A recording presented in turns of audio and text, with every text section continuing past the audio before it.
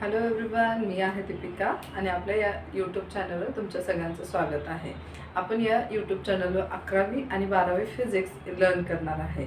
Learn physics with Deepika या चॅनलवर तुम्हाला आपण ऑलरेडी 12वी फर्स्ट लेसन रोटेशनल डायनामिकचा एक पार्ट आपण झालेला आहे. ठीक आहे, तर या सेकंड पार्टमध्ये आपण काय करणार आहे, रोटेशनल डायनामिक्समध्ये कायनेमॅटिक्स ऑफ सर्क्युलर मोशन बघणार आहे. ठीक आहे, रोटेशनल डायनामिकमध्ये आपण रोटेशनल मोशन, सर्क्युलर मोशन काय असतं या सर्व गोष्टी आपण पार्ट 1 मध्ये बघितलेल्या आहेत. आता आपण काय लर्न करणार आहे, कायनेमॅटिक्स ऑफ सर्क्युलर मोशन म्हणजे काय, मोशन जो आहे तो कशा प्रकारे घडतो हे लर्न करण्यासाठी तुम्हाला काही बेसिक गोष्टी कळणं महत्त्वाचं आहे. तर त्या बेसिक गोष्टी आज आपण बघणार आहे. ठीक आहे, तर आजचा हा पूर्ण व्हिडिओ खूप महत्त्वाचा आहे. रोटेशनल मोशन तुम्हाला समजण्यासाठी ह्या सर्व गोष्टी माहीत असणं गरजेचं आहे. ठीक आहे, तर रेडियस वेक्टर हा आपण पहिला पॉईंट बघणार आहे. तर तुम्हाला मी सतत एक गोष्ट सांगत असते की जी काही गोष्टी तुम्ही फिजिक्समध्ये लर्न करतात ते सर्व मीनिंग तुम्हाला हिडन त्यांच्या नावामध्येच भेटून जाईल. त्यांच्या नावामध्ये, डेफिनेशनमध्ये, फॉर्म्युलेमध्ये त्यांचं ओन मीनिंग तुम्हाला त्यामध्येच हिडन आहे, दिसून येईल. फिजिक्स खूप इझी आहे, पण तुम्ही फिजिक्सला जर प्रत्येक गोष्ट वेगवेगळ्या पद्धतीने बघायला लागलात तर तुम्हाला फिजिक्स नाही समजणार. ज्यावेळेस आता ह्या तीन गोष्टी जसे की रेडियस वेक्टर, ठीक आहे, रेडियस वेक्टर आणि रेडियसची डेफिनेशन आणि तुम्हाला सर्कल डायग्राम थ्रू मी तुम्हाला तो पॉईंट समजवते. तुम्हाला परत एकदा मी वारंवार प्रूफ करून दाखवते की फिजिक्स किती इझी आहे आणि प्रत्येक गोष्ट लर्न कशी करायची स्टेप बाय स्टेप बघूया. रेडियस वेक्टर बघा, इथं काय आलंय, रेडियस. रेडियस म्हणजे काय, सर्कलमध्ये रेडियस काय असतो, सेंटर पॉईंट पासून जो सर्क्युलरली आपण सर्कल काढतो त्याला काय करणार आहे, रेडियस म्हणतो, बरोबर आहे. वेक्टर, आता वेक्टर म्हणजे काय, मॅग्निट्यूड प्लस डायरेक्शन मॅटर करतो. वेक्टर म्हणले की डायरेक्शन आणि मॅग्निट्यूड दोन्हीचं यूज करून त्याची व्हॅल्यू आपण काढत असतो. ठीक आहे, पोझिशन वेक्टर परत बघा. आता हा जो काही रेडियस आहे बघा, हा पण एक रेडियस आहे ओबी, राईट. ज्या वेळेस ओ ए टू ओ बी आपण काय करणार आहे, डिस्प्लेस करणार आहे. ठीक आहे, आता पार्टिकल काय करणार आहे, सर्क्युलर मूव्ह करणार आहे, राईट. मग तो ए पॉईंट टू बी पॉईंट येणारच आहे, मग दोन रेडियस क्रिएट होणारच आहेत, बरोबर आहे. ते तुम्हाला काय करणार आहेत, पोझिशन दाखवणार आहेत. ठीक आहे, वेक्टर काय, डायरेक्शन दाखवणार आहे. तर याला आपण काय म्हणतो, पोझिशन वेक्टर.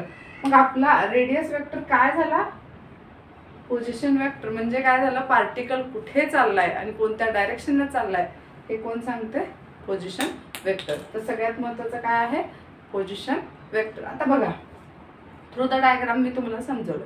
आता डेफिनेशन मध्ये काय सांगितलं बघा, a vector which is drawn from the centre of the circle. हे बघा, जो वेक्टर आहे सेंटर ऑफ द सर्कल पासून ड्रॉन केलेला आहे to the circle to the position of the particle. Position कुठं आहे, ऑन सर्कल आहे ना, त्यालाच आपण काय म्हणतो, सर्कम्फरन्स ऑफ दॅट सर्कल. ठीक आहे, तर याच्यामध्ये आपण काय करतो, जो काही पार्टिकल मोशन मध्ये आहे सर्क्युलर, तो कशा पद्धतीने मूव्ह करतोय तो रेडियस वेक्टर शो करतो. ठीक आहे, पुढे जाऊया, अँग्युलर डिस्प्लेसमेंट. ठीक आहे, अँग्युलर डिस्प्लेसमेंट काय असणार आहे, the angle describe by the radius vector at the centre of circle. बघा, अँग्युलर डिस्प्लेसमेंट जो काय आहे तो पॉईंट बघा.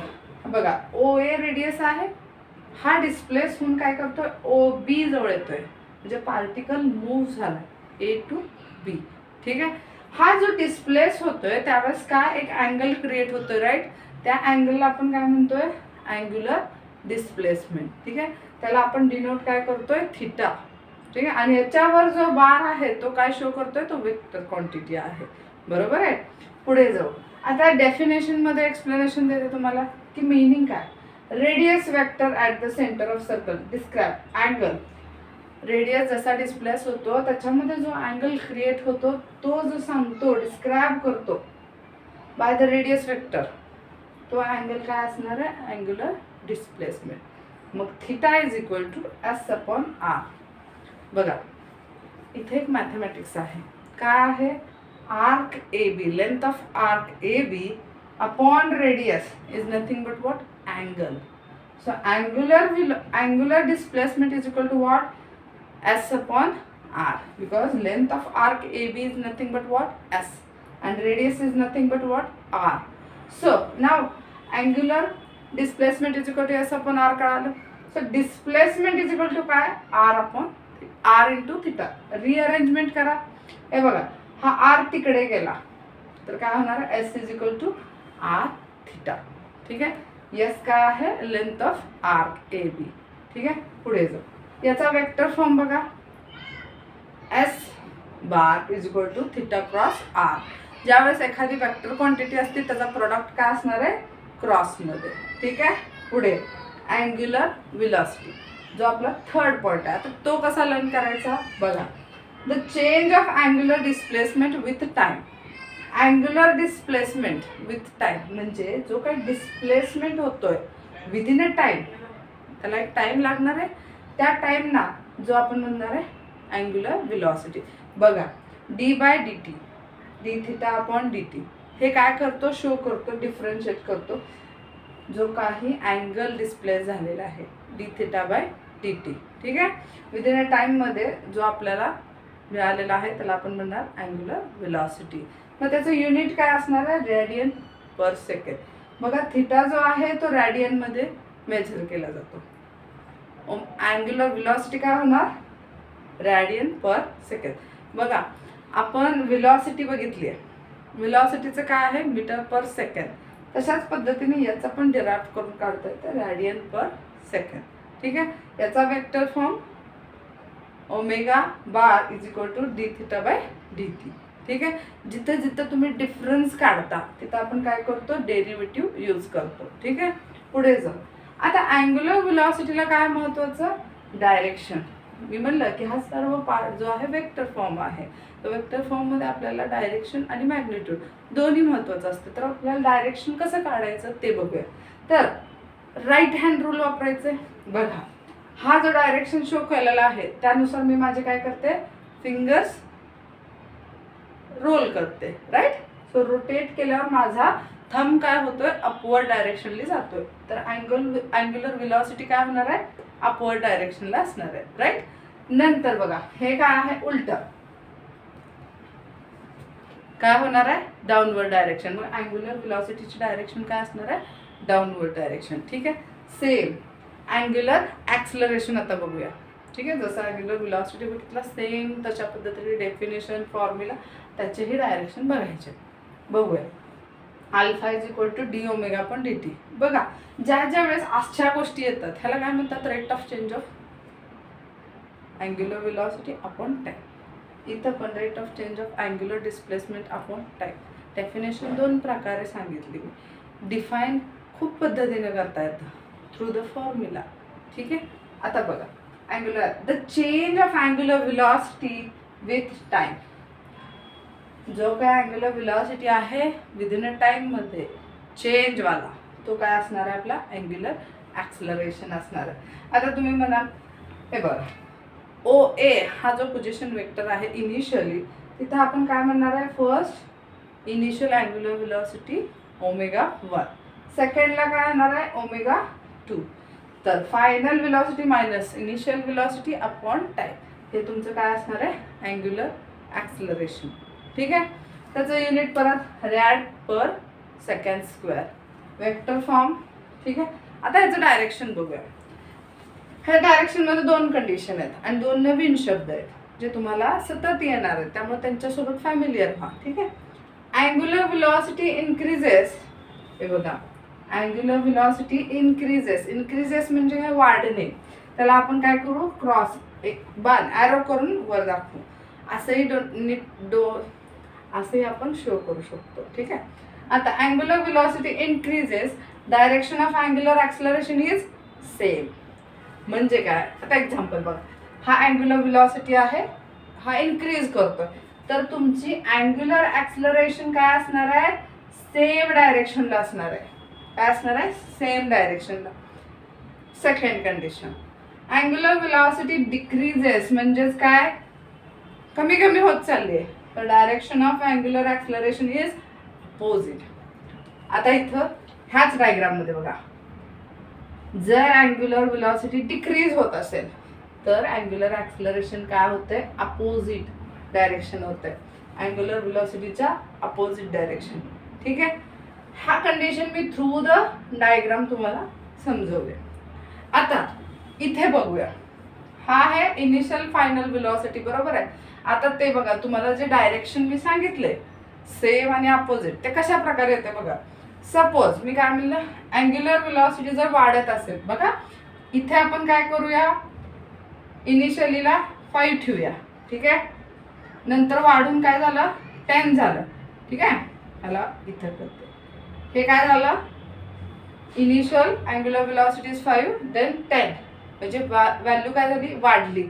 मग चला, फायनल मायनस इनिशियल, ह्या दोघांमधला टाइम आपण डिसाइड करू 5. ठीक आहे. 10 मायनस 5 5 अपॉन 5, तर आन्सर काय आलं 1. बरोबर. हे पॉझिटिव्ह आन्सर आहे. ठीक आहे. पॉझिटिव्ह आन्सर म्हणजे काय, अपवर्ड डायरेक्शन. स्केल बघा. ठीक आहे. नंतर बघूया, आता अँग्युलर व्हेलॉसिटी जी आहे ती आपण काय करणार आहे, डिक्रीज करणार आहे. म्हणजे सपोज आता परत वाईस वर्षा मुद्दाम व्हॅल्यू मी उलट्या घेते. बघा काय होतंय, 5 मायनस 10 डिक्रीज झाली की नाही, फायनल व्हेलॉसिटी डिक्रीज झाली. तर 5 मायनस 10 काय होणार आहे, -5. हे मॅथमॅटिक्स सिंपल रूल आहे. आता प्लस आणि मायनस आहे, बरोबर आहे, तर सबट्रॅक्शन कंपल्सरी आहे. मग 10 मधून 5 गेले, 5 आहे, मोठ्याचं चिन्ह दिले, बरोबर आहे. आता 5 अपॉन 5 काय होणार आहे, -1. म्हणजे बघा, व्हेलॉसिटी डिक्रीज झाली की व्हॅल्यू कशी आली, निगेटिव्ह मध्ये आली. निगेटिव्ह मध्ये आली म्हणजे काय आहे, अँग्युलर ॲक्सलरेशन डाऊनवर्ड डायरेक्शन आहे. कळलं. म्हणजे कॅल्क्युलेशनने पण काय करू शकतो, आपण सांगू शकतो की अपवर्ड डायरेक्शन आणि डाऊनवर्ड डायरेक्शन कसं आहे हे प्रूफ करू शकतो. समजतंय का. ठीक आहे. आता थोडासा क्विक रिव्ह्यू करूया.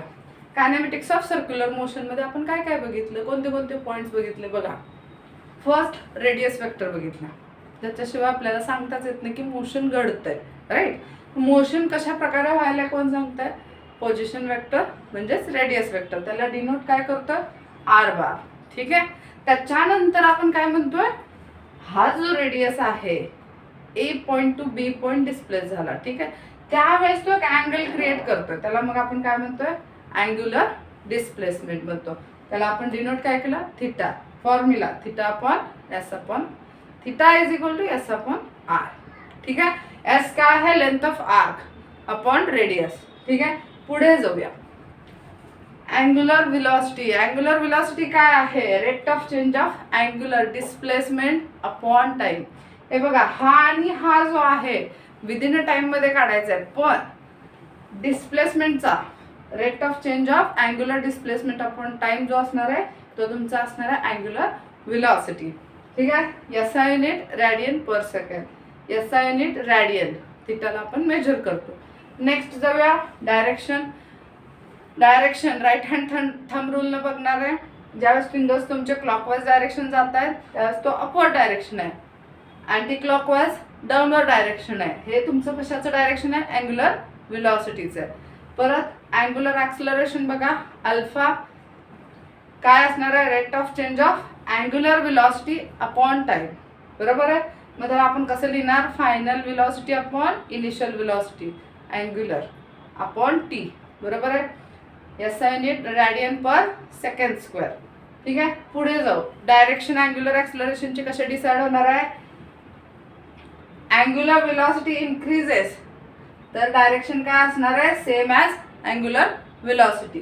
ठीक आहे. परत बघा, इथेच बघा, angular velocity decreases, arrow show करते, डिक्रीजेस तर काय होणार आहे, अपोजिट ऑफ अँग्युलर व्हेलॉसिटीचे डायरेक्शन असणार आहे अँग्युलर ॲक्सलरेशनची. ठीक आहे. आपण हे जे मुद्दे पाहिलेले आहेत यांना एकदा तुम्ही सेल्फली रीड करा, अंडरस्टँड करा, फ्रेंड्सला सांगा, जेणेकरून काय होतं, हे पॉईंट्स तुम्हाला फॅमिलियर होतात आणि हे जर पॉईंट तुम्हाला कळाले तर पूर्ण चॅप्टर समजण्यासाठी खूप इझी होतो. का तर ह्यांना सगळ्यांना आपण काय करणार आहे, वेगवेगळ्या फॉर्म्युलेमध्ये बघणार आहे. ठीक आहे. तर आत्ता आपण कायनेमॅटिक ऑफ सर्क्युलर मोशनचे वेगवेगळे डिफरंट पॅरामीटर बघितले. पॅरामीटर म्हणजेच काय, position vector, angular displacement, angular velocity, ठीक आहे. अशा पद्धतीने आपण बघितलं. आता आपण काय करणार आहे, कायनेमॅटिक्स इक्वेशन इन सर्क्युलर मोशनमध्ये स्टडी करणार, ठीक आहे. आता ऑलरेडी आपण कायनेमॅटिक इक्वेशन ट्रान्सलेशन मोशनमध्ये बघितलेले आहेत, ठीक आहे. बघा बरं, v is equal to U plus A T. आता ह्या इक्वेशनमध्ये यांना काय काय म्हणतात हे माहीत असणं गरजेचं. पहिला ते बघूया. एस म्हणजे काय, displacement, you is nothing but initial velocity, V final velocity, A acceleration, T time, ठीक आहे. आता हे जे आपल्याला कायनेमॅटिक इक्वेशन जे आहेत ट्रान्सलेशन मोशनमध्ये, ट्रान्सलेशन मोशन म्हणजेच काय, लिनियर मोशन. आता ते दोन्ही गोष्टी कशा आहेत आपण याच्यामध्ये लर्न करणार आहे. पण आपण फर्स्ट काय करू, हे दोन फॉर्म्युले कंपॅरिझन करून लर्न करू की काय आहे ह्यांच्यामध्ये, ठीक आहे. दुसरी गोष्ट, ह्या गोष्टी आपण काय केलंय, आत्ताच बघितलेलं आहे. आता पुढे सर्क्युलर मोशनमध्ये, आता हे लिनियर मोशनमधले फॉर्म्युले झाले. मग आपल्या सर्क्युलर मोशनमध्ये काय करणार आहे, final velocity is equal to, आपल्याकडे फायनल व्हेलॉसिटी आहे कोण आहे, ओमेगा, आणि इनिशियल व्हेलॉसिटी आहे ओमेगा 0. थीटा काय, angular displacement, alpha angular acceleration, T is equal to time आहे, बरोबर आहे.